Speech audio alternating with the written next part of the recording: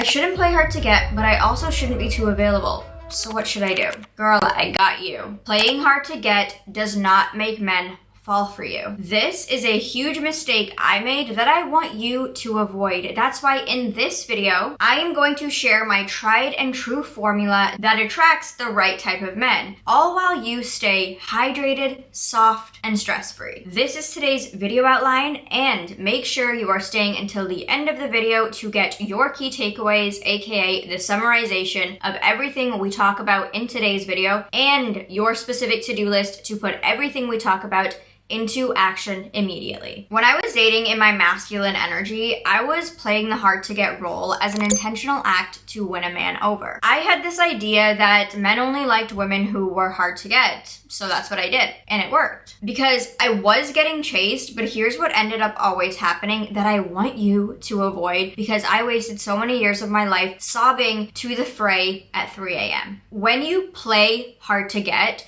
you attract the type of men that love a chase. Low value men love a chase. The chase for a low value man feeds his ego. It also puts just enough space between you and him where he's getting the attention he needs and feeding his ego, but you're getting enough attention from him where you feel special. And he doesn't have to fully commit into a relationship with you. So what happened when I was playing hard to get, as soon as I started considering them as an option, the attraction they had for me completely dissolved. They were never intending to date me long term. They were just attracted to the chase. The point? Playing hard to get is a very masculine way of asserting your boundaries and your standards, and it attracts the wrong type of men, tangling you up in this runner-chaser dynamic with you being the obsessive chaser when you started out as the uninterested runner. The formula to get you out of this stressful cat and mouse game is as follows. Day 1 receptivity plus embodiment plus warmth. Now let's break down each section of that formula. Day 1 receptivity. This is receptiveness. If you are getting approached by a man and you are actually interested in this man, say you have a crush and he finally approaches you. Whatever the case may be, insert your specific situation. If a man is showing you interest and you have actual interest in him, show him. Give him the green light to pursue you. It doesn't mean that you're clingy or you're desperate or you're like coming off too strong. It just means that you are showing receptiveness. And to a very masculine, grounded, secure man, this is going to signal, okay, this is someone who is receptive to me. She's interested. It's the no game kind of way of getting a man to pursue you. It doesn't mean that because you're showing him interest that he's gonna like run away all of a sudden. It's actually a good thing if you show receptivity. This repels the casting the net kind of guys who are just throwing out a huge wide net, seeing whatever they can catch. They're trying to catch groupies. They're seeing if they can catch a salmon. They're trying to catch everything, and they're going to throw out the exact same energy to every single woman. They're just seeing who is biting. Part 2 of the formula is being embodied. Embodiment versus playing. A lot of women trip up on this part, so let's talk about it. Let's break it down. When you are embodied in being hard to get, you just simply are hard to get. When you are playing hard to get, the embodiment is I am desperate for attention, and my playing hard to get is almost an act of rebellion to prove to people that I'm not as desperate as I actually feel inside. So embodiment is action-based and playing is verbal-based. Now, what does that mean? Embodiment is silent action. It's having your standards, your boundaries, which are requirements. It's not just a checklist that you meet a guy with and you list them all off to him and you say, all right, can you manage that? Are you willing to step up and check all those boxes? We are keeping our checklist written out verbally, mentally, on our laptop, wherever this checklist needs to live, keep it there. But it is for you and you only. You show a man your standards and your boundaries with embodiment, with action. You do all of the work with your actions. You're in observation mode. You're in Inspector Gadget mode. This is why it becomes stress-free, because you don't have to do any of the work with your mouth. It's all in your actions. The way that you conduct yourself around a man is the way that you are training him to treat you and to act around you and to act with you. If a man cannot fulfill that, he will drop himself off. You don't have to get stressed out about it. Women have lives beyond dating, correct? As soon as a man matches with them on Hinge or whatever dating app you're using, and they start connecting and he sends a message, all of a sudden it's like her entire life up until that point has just completely dissolved, and now all of her focus, attention, and awareness is on this match. That is not how it should be. You continue with your life. You say, hey, back to this cute little man over here. You then see if he's asking you on a date. You then see if he just wants a pen pal. You then see what kind of date he's going to take you on, what kind of level of investment he's willing to sprinkle in. That is what you are seeing. And then your actions are in accordance with what you're observing and what you're seeing. I want you to understand what happens to the dynamic when you start verbalizing your standards. You start getting men who are whispering sweet nothings in your ear, the playboy kind of ones who know how to talk that talk but aren't really walking the walk. So you're getting this false perception of him. You're getting this false identity. This man is just kind of putting on his suit just to appease you for 5 minutes and give him what he wants from you, and then it all goes away. So you're telling him, I expect this, this, and this is even in the early stages of dating. This is why I get a little bit concerned, because these things should not be spoken. You just do it. You conduct yourself through your standards. You are your standards. You are your boundaries. You don't have to tell anybody about them. You just act accordingly with them. When you are acting in accordance with your standards and your boundaries and you are being them, you are not playing them, you are not saying them, people, men, will intuitively pick up on this. They will be like, okay, this is not gonna fly. And they decide if they want to continue pursuing you. Now, this can feel scary if you have a scarcity mindset with men and you believe that there's only a couple good men around and, I'm gonna have to settle for this guy because I don't know if I can do better. That mindset is never gonna help you. Once you realize there is truly an abundance of good men, and when you start conducting yourself to match them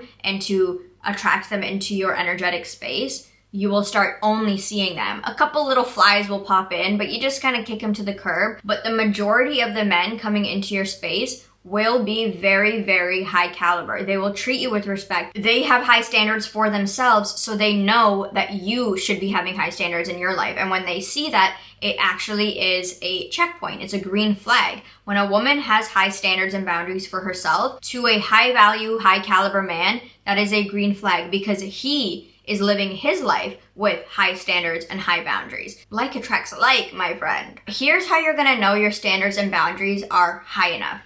When only a select few can actually meet them.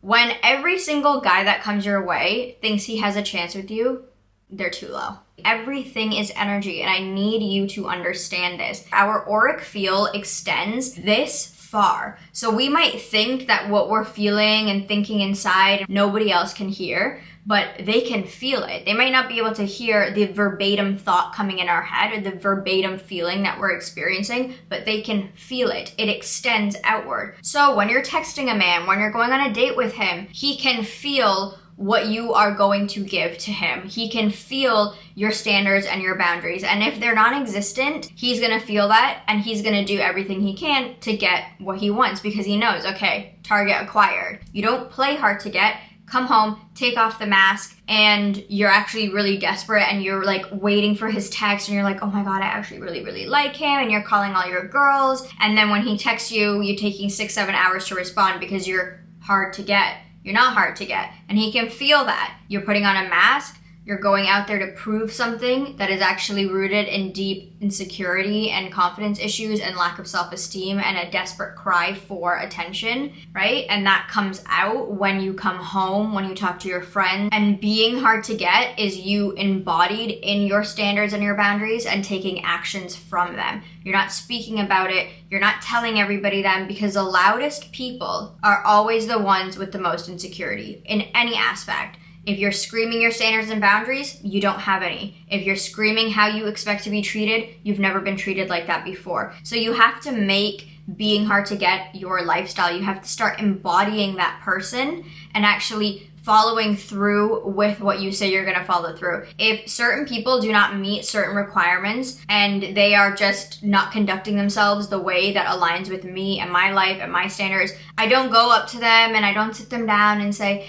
hey, so I just wanted to inform you that you are not really in line with my standards, specifically Section A, Category B. You're kind of stepping over the line and I need you to do better. Here's an example. You shouldn't be purposely responding late to somebody. You should respond when you can and when you see the message, but you shouldn't be available all the time to text. In marketing, standard tactic, we deem things as more valuable when they're in lower supply. So if your time and attention is in lower supply, it's going to be more valuable. Now that's not a game. That is the construction of your life. It should be full. You should have family. You should have friends who you hang out with. You should have hobbies. You should have a full life. And that doesn't mean that you have no time for anybody else. Absolutely not. If you're having a conversation and it's dead, don't continue like, so what are you doing now? Trying to revive a dead conversation. Continue your conversation. You finish it. It's all good. And then just say, hey, I'm just gonna go make dinner and take a bath. Talk to you later. You say, okay, I'm going to bed now. Have a good night. Don't always be on that phone like, I'm ready. You text me, hey, what's up? You good? What are you doing? You wanna hang out? You busy this weekend? When you're going on a first date, have a time that you know you wanna be out of there by. Pick a time, stick to it. Go on the date, even if it was the most magical, amazing day ever. Yes, spontaneity is fun. If that moment presents itself, go for it. But then on the second date, have a time that you pick and go home at that time. So it's not you just lingering around waiting for more. Oh, because he wants to talk more. Oh, well, I want to talk more then. Leave the person wanting more. Don't exhaust the conversation completely where it's now dry. He's not saying anything and you're not saying anything because you really like him and he's cute and you want to hang around and you want to linger and you want to see if it goes further. No, don't wait for that moment. Leave him wanting more. Just be like, oh, I had such a nice time with you. I hope I see you again. I'm gonna head home now, blah, blah, blah. Like, keep it calm, keep it cool, keep it cute. You don't need to play any games. If he's interested and you're being receptive and warm, which is part 3, we're gonna get there, don't worry. It's a win-win. Like, it's going to work out and it's going to be successful. Because remember, when you're playing hard to get, you're attracting a certain man that when you then let your guard down and you're emotionally attached, it goes sideways. And this is the cycle of the situationship. You're now the chaser and you're like, well, you did all of these things in the beginning. What happened? Who are you seeing now? Why did it all change? This is why it changed, because the man wasn't into you in the beginning. You just gave him a chase because you played hard to get when you're actually very into him. Part 3 of the formula is warmth, love, and vulnerability. To a woman with a masculine shell, vulnerability is very, very raw. It feels like an open wound, like it's just exposed. Anything can fly into this wound. It feels unsafe. It's looking a bit scary in there. But I'm going to teach you how to make vulnerability work for you in the most empowered way, where you still feel safe in being open and warm and receptive and loving, but you're not going to expose yourself to any hurt or humiliation. Now, this is how you do it. You choose from the pedestal. So you're choosing from your pedestal, from this concrete lighthouse. You are grounded. You have the foundation built. You have done it. So now you can go into interactions with men, into dates, and you can just be yourself. You can be open. You can be like, oh, you look really nice today, or that's a really nice shirt, instead of being like, oh, I'm not going to compliment him. Like, why would I do that? That is all insecurity. So the reason why this works so well is because when you know your true intentions, you know that you've got your checklist at home, and if you see something dodgy, you can walk away at any time. You don't fear opening up. You don't fear saying, hey, I really like that shirt on you, or hey, I really like you, and I feel like this is going really well. So you can show up with your true intentions and your heart. It's no biggie, because you know it can't get squashed or stomped on, because it's not vulnerable. It is in a safe place. You've got it. The key is there. It's locked. It's closed. It's in a coded safe. So it's good. You've taken care of that heart. And when you're coming from this place, you can show up to your date and he can bring you those cute flowers and take you to a nice place and restaurant, open the chair for you. And like, you accept that and you're like, oh my God, I'm so appreciative of this. But you know it takes a little bit more than some flowers in a nice restaurant and for him to pull up the chair for you and open the door. You know, basic manners takes a little bit more for you. You know in your heart it takes more to win you over, but you can still accept what a cute gesture and like the effort that went into that. So you can be like, oh, that's so sweet and that's so cute. That's not him taking advantage of you and being like, oh my God, I've got her. Because you know he don't got you like that. You know you need more exchanges. Versus not accepting the flowers and be like, really? Flowers? Am I the only girl you're bringing flowers to? Really? I bet you bring flowers to all the girls. I bet you open the door for all the girls. Yeah, okay, well it takes more to win me over than a couple of peonies and you just opening the door. Okay, I'm just letting you know. I know, I'm just letting you know. And then going home and being like, oh my God, girl, guess what he did? He brought me flowers, he pulled out my chair, he opened the door, I'm so into him, he's so cute, he might be the one. I've never had any man ever do that for me in my life. He might be the one, but he just texted me. I'm not gonna respond because I don't want him to think that I'm too into him. And of course, it's mandatory for me to say this. Don't act like a princess,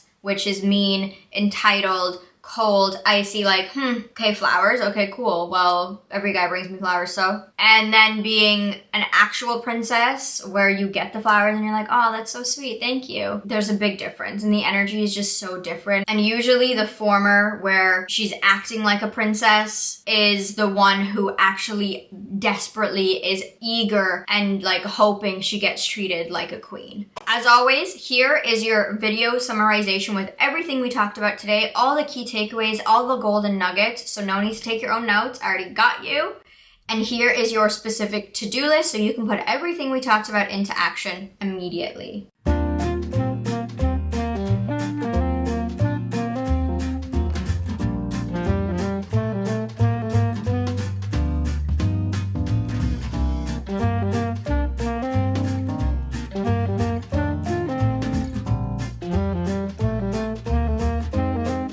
If you're sticking around, watch this video next.